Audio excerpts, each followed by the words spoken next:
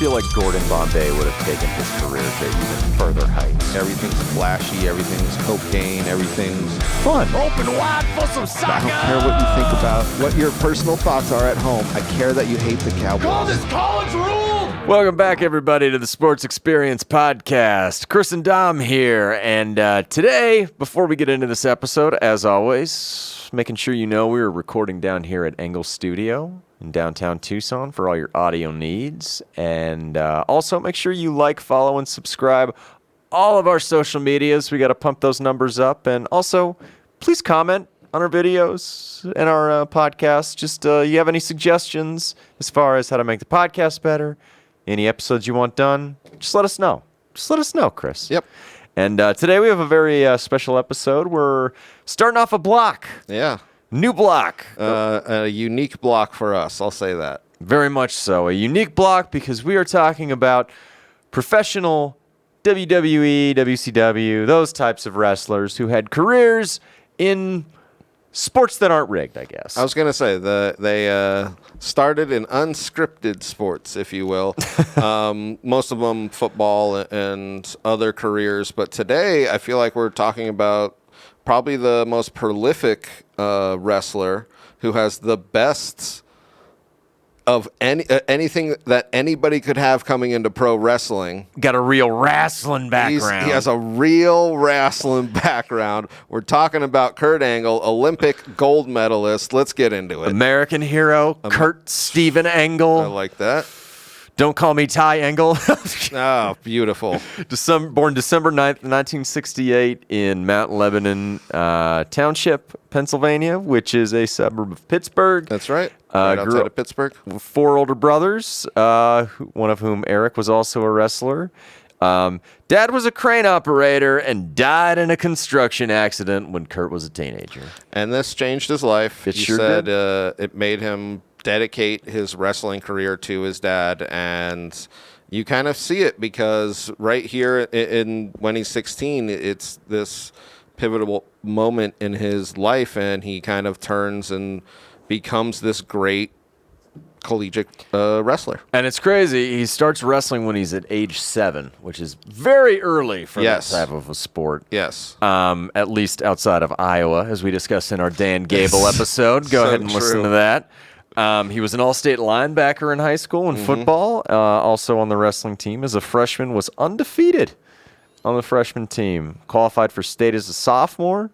In junior year, which is probably around the time his dad ends up dying. Yep. Places number 3 in the state of Pennsylvania. And as a senior in 1987, he wins the state title. Does what we all know he's going to do. So he wins the Pennsylvania state title. I don't know what the thing for wrestling is. Like, is Iowa just not coming in? Or do you know what I mean? Because he seems like somebody that has unbelievable potential. He ends up staying in Pennsylvania. Well, maybe he wants to stay close to home. Didn't want to go to Penn State either. That's actually a pretty good. And also, when you look at the numbers of D1 just wrestling programs, it's basically like the sound booth at Frank's Little Beauties. They're not working with a real deep bench here, D. You are 100% right. So I'm assuming that's why he went there as far as staying close to Staying home, I think it might be probably the most accurate. So he was in the heavyweight division, which is basically around 275. In 1987, he was the U.S. Junior Freestyle Champion. And in 1988 was the U.S. International Federation of Associated Wrestling Styles, which I'm assuming is just folk style and freestyle, Junior World. They really needed an acronym for that name, I Chris. saw that, and I was just like, all right. But he keeps Too many words! He keeps winning all of these events, essentially, when he's right in college. So he's like 2-time National Collegiate Athletic Association D1 champ. Yes, 1990-92. And runner-up in 91. And runner-up in 91, yeah. Like, he's good at real wrestling. Yes, he is very great. No need for storylines, anything like that. But coming out because he was born in 1968, he's a real shot to possibly continue his amateur career. Yes. Not necessarily as a student athlete, but as just an amateur athlete. An Olympic athlete. It is an international. It is an international foundation down here. Some people were thinking he was going to go in 92, but I think it was too close. Mm-hmm. So he just continues to do what amateur wrestlers are doing is what we see because I feel like from 92 to 95, Yeah. there are stuff, but it's not what you hear, like him getting this world championship gold medal. Yeah, it's almost like he's trying to find his way and prepare for these Olympics. And he joins a certain wrestling team still in Pennsylvania at this time. In 95, he does win the WWC in Atlanta. I wrote that down. Yes. Is that the Wrestling World Championships? And in Atlanta, there is this club called the Foxcatcher Club. It's that in PA.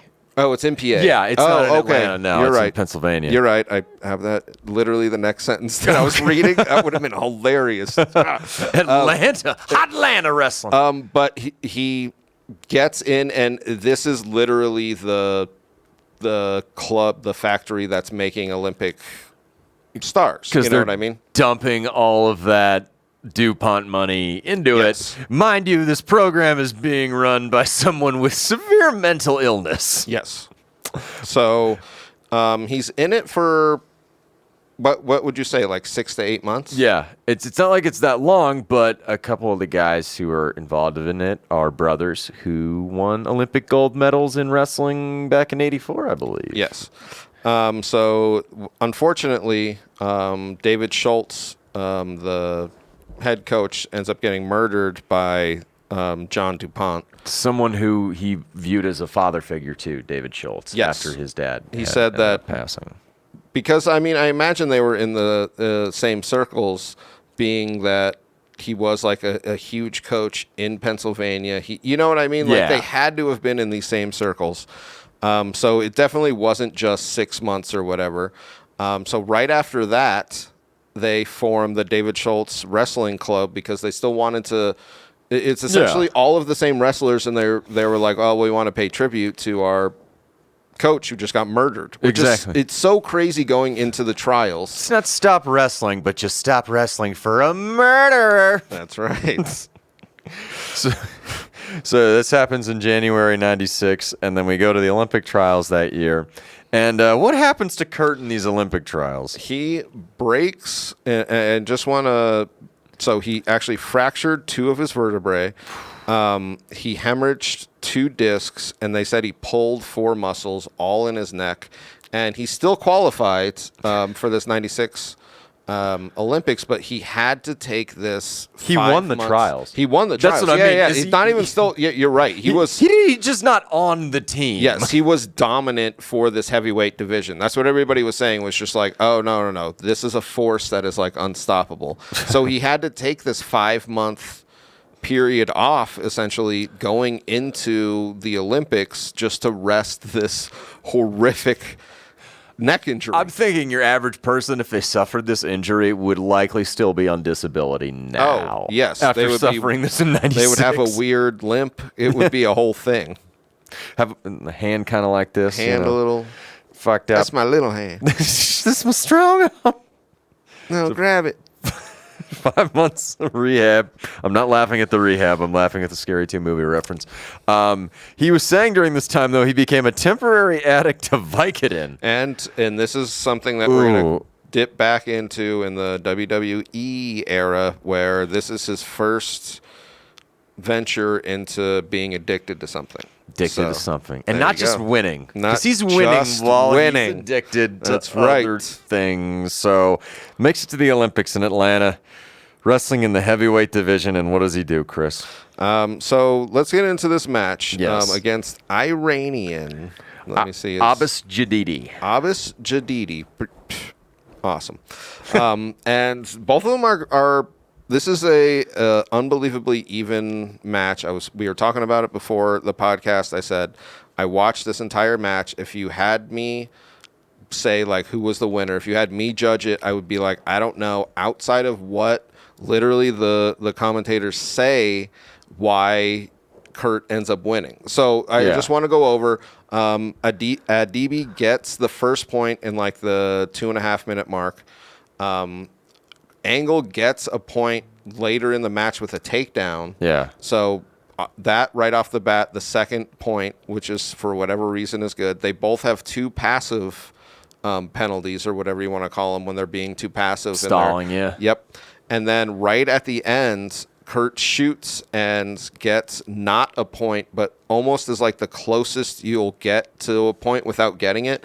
And this is what everybody was saying. It was that last bit of aggression, like he was the last one to shoot for a point. That's what got him that victory, which is, if you're Iranian, controversial. If you're American, it's just the way we fly with the Eagles. Rock, flag, and eagle, That's Chris. correct, That's exactly sir. what it is. So, and he does all this with essentially a broken neck. That's what you have to remember. It's not rehabbed. It's not done. Like he literally wins this gold medal with a broken neck. Ends the Contra. Just kidding. they stopped shipping those weapons, Chris. They stopped because of Kurt Angle. Like Swayze's mullet stopped the communists in rural Colorado in the correct. 80s. This is, or Rocky, how he helped, or not Rocky, how Rambo, he helped those those freaking, what's their name? The Taliban? Oh, dang. He did I wasn't in 87. You watch Rambo 3 and tell me that is not the most disturbing shit you've ever seen, the ending credit. I was not thinking you were referencing Rambo 3 until you said that. I thought you were going 1, and I was like, where's he going with this? All right, Let's we just got say, there. We got there. We danced around it. All We right, danced around it. so he's Trash man. So this is one of the greatest wrestlers of all time. Yes, he is. This is where he decides to stop being an amateur, start being a pro. Start being a pro. That's right. Pro wrestler, that is. A professional fixed wrestler, I guess. Well, this is how ridiculous. Nobody else, I feel like, because we're going to get into these other guys that had played other sports and all of that. This is the most ridiculous thing, is that he's an Olympic gold medalist and he's considered an amateur. Now he's going to go and become a scripted wrestler, and now we're going to call him a pro. And I love that so much that it is, God, I love it. All right. He's got a bucket of chestnuts in his car. You got kids? Not anymore, Kurt. Not anymore. So October 26th, 1996, he goes to ECW's High Incident. And basically there... It was a high incident. It was a high incident. You want to talk about this? Well, this is interesting because this was what my friends in high school used to watch, because it was like on the East Coast and it was like fucking wild. So I had seen some of this and I looked up this clip, and it's one guy giving another guy a crucifix or putting him on a cross with barbed wire. And Kurt Angle comes out, and I don't even think he wrestles. No. I think he just like talks, and he has his like gold medal, and he's like being like, hey, watch ECW, everybody. And then I guess he told them he was going to sue them. Yep. If they released, so obviously they can like cut it up, and I think they put him on like a different one. Yeah. But they were like, if you put me on that where that guy gets fucking crucified, I will sue you outright. And they were like, all right, we won't do that. Well, he had basically said that he thought pro wrestling was beneath him. Yes. But I'm sure in that moment he's like, look, guys, this is beneath me a little bit, but this? Yes. I mean, I'm willing to do that, but really? Well, Okay. I saw the WWE actually came in and tried to give him a 10-year contract. Yep. Mm-hmm. And he denied it because of this, because he thought, he was just like, this is ridiculous. Like, this isn't, this isn't what I signed up for. This isn't real wrestling. That's true. You take your gay porn and you get out of here. God damn it. That's one of my favorite. But South Park. South Park is undefeated. I'm not even. We could go on about that forever. So he actually what changed his mind was he was watching Monday Night Raw. Yeah, he was. And he saw what he said was true athletes doing athletic things or something like that. You know what I mean? Yeah. Like he was then drawn into it because the strong characters in that, and this is what he said. He was just like, I really got into like Stone Cold Steve Austin as a character. Who didn't at this time? And I saw the moves that they were doing, and I was just like, oh, this is some real wrestling. But that's the thing. People, they crap on it for like, oh, it's already a fixed outcome. It's like, these people are doing like athletic feats that normal people don't do. Oh, no, it is. Like, I mean, it's basically what it is just physical, ultra physical theater. It is 100%. And if we're not referencing two different South Park episodes on our episode, it's not a good episode. Right. But when they have their wrestling thing and it's literally theater for rednecks, but because God damn it. And in this, I forgot. But in this era, this is what everybody was saying, where the storylines were so actually well written, and like there was all this shit, and that's what actually he said attracted himself to him, because obviously he can't go on wrestling. He needs to like. You can't be 40 years old like trying out for the Olympics. Exactly.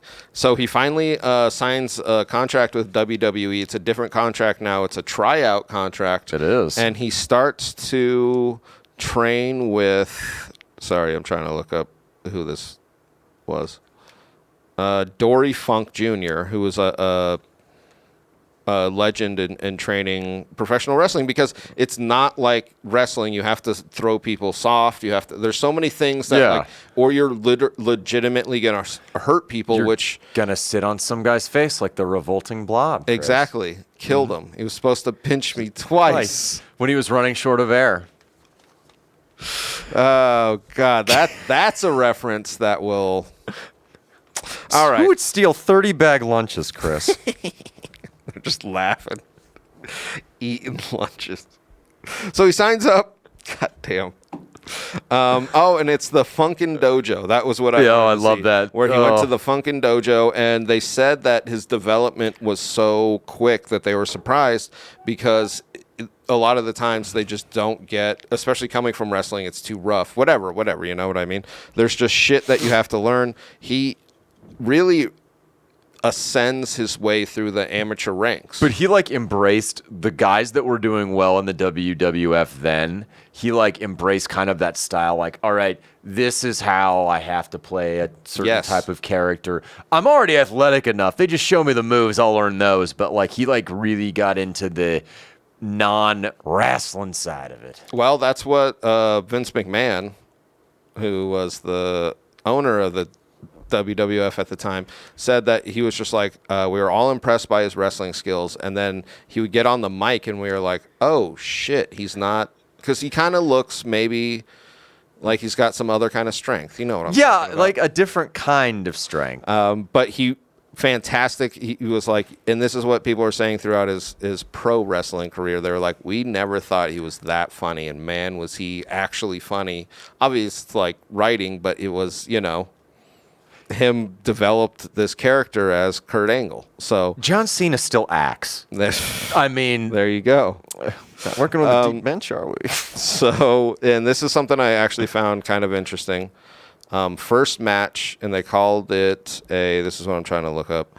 They called it a behind closed doors or something. So it wasn't televised. Yeah. But first match on the WWF, he wrestles Owen Hart. Mm-hmm. And then 2 weeks later, Owen Hart dies. Yeah. So I thought that was pretty wild. I was just like, that's a crazy first match. And then he really skyrockets up the WWF. They thought he was going to be like a good guy. No, but he's going to be a heel. And immediately the fans are just like, no, this guy's a douche. And to his credit, he was just like, oh, I leaned right into it. We saw it immediately, and yeah. Yeah, no, I mean, like, because, you don't want to be the all-American, gold medal winner in WWF. If that's who you're going to be, you need to rub it in these people's faces who want wrestling. That's what they thought, and this is the thing that I actually commend the WWF is they just kind of throw it out and they're like, you like this, right? And everyone's like, boo! And they're like, okay, next time they come out, they're like, you idiots. Like, it's such a quick change where they see it and they're just like, okay, they hate you now. Here you go. Here's the script. Yep. Play it up. And Play he it did. up. He did, because no one wants to see a 60-year-old man eating trash. No. Well, some of us do. I do. Did I catch you, Cricket? Oh, shit. So they are not into our theatrics. That is one of my favorite lines. Birds of war. Birds of war. Stomp, clap, stomp, stomp, clap. God damn, those boys are genius. All right, so back to Kurt Angle and his wrestling career. So he's moving up the ranks in the late 90s, early 2000s, like as championship contender. Like he's just as popular as some of the guys that are coming up now. Like, I mean, like with Stone Cold and The Rock at this particular time period. I guess the thing that pushed them, so I wasn't watching at this time when, I'll tell you when I was watching. Is when Macho Man was running wild. Yep. And I was like 5. Hell yes. And he was running wild. That's what was. All right. Anyways, yeah. So I guess he got in a love triangle with Triple H and Stephanie McMahon. Yep. And that kind of made him a main event because that's the thing that they do. They kind of like test it.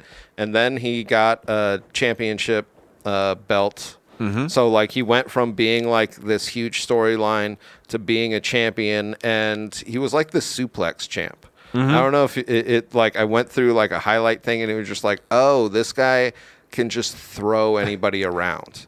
Well, yeah, I mean, he's a real wrestler, so he understands leverage, and he's a heavyweight, so... This is, I'm just speculating, this is when he got kind of really into roids. Yeah. Which aren't illegal. There was talk that he was not into pain pills at this point. Ooh. So I'm just saying this to preempt it later. So he aligns himself with Edge and Christian, and they do a bunch of funny stuff. This is where I was talking about. Everybody was like, oh, my God. It was like he could actually be funny because he was just like... Because they were feuding with Too Cool and fucking Rikishi. That's hilarious in and of itself. And that's what they said was like he can make fun of himself, and it was like a real character that he... Like, he made Kurt Angle a real character. You know what I mean? Because that's weird because it's not a different name. No, that's what I mean. That's what is probably the hardest thing was he's still Kurt Angle, the gold medal American hero, but he's also this huge goofball in the pro wrestling. And people were saying his matches were actually like some of the better matches or whatever. Yeah. That was the other thing I kept reading was people were like, oh, this match was the shit. Well, like aesthetically, you have to, if you're WWF, it's manna from heaven because it's like you don't see the fucking Mickey Rourke and the wrestler stumbling around. It's like this is an Olympic gold medalist who has his shit together, who's treating this like the profession that it is. Yes. Like, why wouldn't you want that? No, yeah. So he definitely is like a staple now. Yeah. You know what I mean? He's beating The Rock. He's beating The Rock. He's feuding with Chris Benoit. I was just going to say, so like this is when the WWF buys all the other... Yeah. So, and they have like a fake... ECW, WCW, They have like a fake invasion or something. Yep. Or whatever. So he ends up doing a bunch of stuff with Stone Cold Steve Austin in this time. It's badass. Which he said he loved because it was a character that he saw and was just like, oh, that was someone that would be awesome to work with. And then and he's not the best wrestler to be aligned with, but then I think this is when he has this feud with Chris Benoit. Uh-huh. And then I think it was 2002's Match of the Year was him and Benoit. Yeah. I don't really know what else to say about that. Well, I mean, let's just say he won that match against Benoit. We'll leave it at that. And this is something I love about wrestling is they become tag team partners and then champions together. Well, I mean, you have to have a storylines going, Chris. Without that, I mean, how are you going to keep these people locked in without character development? The origin story of this tag team makes it so great. And you know what? One murderer, one not. One Olympic champion. Is it wrong to call it Trailer Park Shakespeare? I don't think that it is. I don't think that it is because I have loved it in a trailer park. Anyway, by 2002, ahead, he's give it won to his me. third WWF championship, Yes. which is pretty awesome. And now he's starting to team up with Brock Lesnar. Oh, of yeah. Minnesota Vikings and MMA fame. Maybe me. we'll do one on Brock Lesnar. That'd be a good one. That would actually be pretty good. We just had we were spitballing before, and who else is going to be on this? And Brock might be the last. Brock might be the last Lesnar that we're looking for. He introduces John Cena, so as like his character. Thanks for unleashing those jean shorts on us, Kurt. I tried to look up the video, couldn't find it. Really? No. Well, Cena, I just couldn't see him. He was in a wheelchair, and what happened was he walked up to him, and he placed the jean shorts on him in the wheelchair, and then saluted him for his service, and then he just walked away. And then Booker T goes, "You don't want to wear those every day. You're going to wear them out. You got to give them a break." I'm just saying, that was like 2 South Park, and I think like 3 or 4. I mean, he can go lower, Chris. He can go lower. It's because I cut them myself. 2003 Royal Rumble. Brock Lesnar actually wins this, and then so he's the champion. So WrestleMania 19, he faces Lesnar for the belt. Yeah. Lesnar actually beats him, but he has a really bad neck injury. So actually, I think he comes into this. Yeah, he's already hurt. He's already hobbled. I was going to say, I think he's coming into this with a really bad neck injury, and then he still wrestles and then goes to surgery. And then this is where, and this is what the story that is told, because obviously these pain meds are just going around the WWF. But what he said, or what this documentary or whatever I looked at said, was this was the moment that he got seriously addicted to pain meds, and coming back off of this, he essentially couldn't wrestle unless he had them. Yeah, but I mean, you think what? He's 34 years old now. It's not like he's a kid anymore. No. But still, your body. That's the one thing though. Like people like to make fun of wrestling, like pro wrestling and stuff. It's like these guys put their bodies still through shit. Like And it's week in, week out. and it's not like the NFL where you have a week off, or it's night after night of getting your ass beat. Like, does it matter that it's fixed? Who gives a shit? It's entertaining. Oh God, and these it's guys so entertaining. are Yeah, but that's literally what it is. And to his credit, that's what he talked about later after he's been in this business. He was just like, I was stupid to think of this as like a silly fake thing. It's like, no. These guys are going out and like doing these ridiculously athletic moves in a absolutely silly storyline, which that's the thing I love, is they got out of the racism in the 80s, and they really kept the silliness throughout the 90s and the 2000s. Oh, so much silliness. 2003, SmackDown enjoys his return there in June.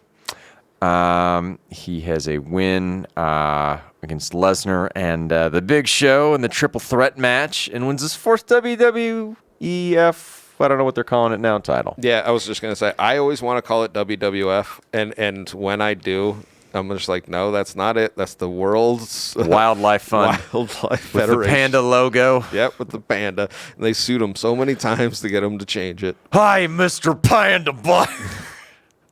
What are you doing? So then later in 2003, 2004, he starts feuding with Eddie Guerrero. Yep. Another now since past wrestler due to steroids and, drugs. Very much. And I guess in this point, a lot of the older wrestlers are starting to kind of lose it. So that's what they were saying. His addiction was starting to become a problem backstage. And yeah. Yeah. So that year at WrestleMania 20, he starts having the neck issue springing up again after that. Yeah. And my God, I wonder how many they were applying him with. Well, this is what is, it's never reported. It's never, you know what I mean? They're not piss testing these guys. Mm-hmm. He was saying he was ripping like 40 Vicodin in a day.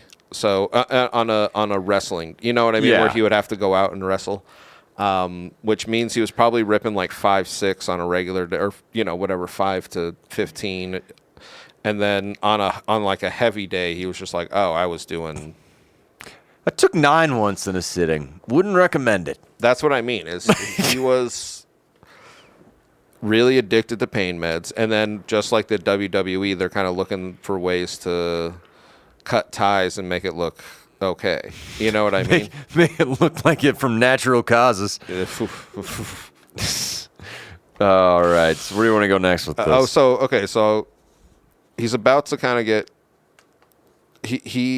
all right. So hold on. Do you want to do the MMA champion fight?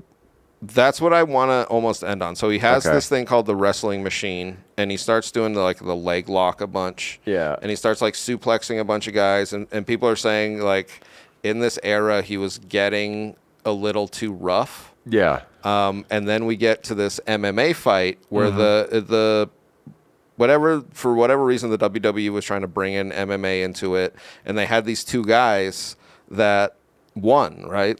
Or there was like the finalists. Yeah. And after their thing, he was just like, I'll fight either of you for real.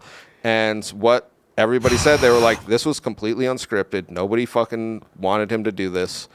And he throws the first guy up against the ropes or something. Yeah. I saw that. I don't know exactly what he did, but he kind of he puts him in like a headlock. It's a Kimura lock, yeah. And then he gets the other guy, or he gets up, and then he kind of spears him and like fucking breaks his rib. Yeah, and the hold that he had him in was essentially like he ended up pinning himself, but had they not called the match, he would have like snapped his arm. Oh yeah, snapped his arm that was off. the other guy because there was 2 of them. So the first guy he fucks up, the second guy puts him in the Kimura. And he was just goes, yeah, I would have broken your arm right there if they didn't end it. And that's when I think in the WWE they were like, all right, this guy is unstable. We need to cut him. Yep. So they cut him. I think he does some stuff in Japan for a while, which is very, very common, where wrestlers get cut and they go to do like a little tour of Japan. Yeah, it happens. He comes back to a newly formed TNA wrestling. Tits and ass wrestling. That's what I swear to God I thought it was. Total nonstop action. It's total nonstop action. Tits and ass. I mean, let's be honest. I guess he was like their biggest signing. He was like a huge signing. He becomes champion pretty soon. He beats this guy named Samoa Joe, which is one of my favorite wrestling names. When I was looking at it, I think that was Troy Polamalu's nickname while he played. That's perfect too. He was the Samoan submission artist or something. I was like, all of this is perfect. His wife ends up becoming part of the TNA wrestling for the first time. His wife becomes like a character in it. Yes, she does. He is still struggling with addiction and cheating on her. He's a wrestler. Yeah. We've all seen The Wrestler. We've all seen The Wrestler. She divorces him, which they then kind of play because they're both characters. And then she starts dating the part owner of this wrestling federation, Jeff Jarrett. Yes. Who they write that into the story. Which is just fucking bizarre, dude. Just to put it into perspective, my God. He's either still ridiculously addicted or freshly clean. This is that era. It's hard to kind of tell. And his wife is dating this other guy, and they write it into this story of essentially like his boss or like his whatever, like, you know. Oh my God, could you imagine going to work and your boss doing that to you? It's insane. The fact that he didn't go full Benoit, I want to applaud him on after this. Seriously though, you should, because they were tag team champs. This could have been the He could have had the assist in the do-it-yourself project. I'm going to hell. That was terrible. Jesus Christ. Jesus, Dominic. So TNA champion 5 times. Yeah, which is crazy. Just to wrap that up, he was there for like almost a decade. He was huge for this organization. He comes back for the WWE to be inducted in their Hall of Fame, but at this time he is so damn old that they pretty much just make him the general manager of Raw. Yeah. And then he has a match with Ronda Rousey. And I remember reading this. And I was just like, he was in wrestling this long. Yeah. So he has a co-ed match, Ronda Rousey, him versus Triple H and Stephanie McMahon. Yeah. I think. Just to bring it all the way back, and this was like the first thing that made him popular. I thought was awesome was the love triangle with those two. Even better. And right? then it brought it back. He helps Ronda beat him, and then he pretty much goes on his retirement tour. Yeah, pretty much a retirement tour. 2017, he's elected to the WWE Hall of Fame. Yep. John Cena inducts him, oddly enough. It was his first appearance in 11 years, I think. Right? Yes. Yeah. Mm-hmm. Yeah, for WWE. Yeah. Mm-hmm. Which I think is pretty cool to kind of tie your whole career in a bow for a sport you thought was activity you thought was beneath you. The only thing he said was he wanted his last match to be against John Cena because he kind of like introduced him. But I think Cena was so damn big at that point. Exactly. It was like, dude, that's not going to happen. We can't have you do it to Cena. Yeah. It's more like the fight at the end of Rocky 3, the ding ding. Yes, seriously. Mm-hmm. Just to say this to wrap it up, he is sober now and he has like his own business and he has his second wife with a couple of kids and he's definitely not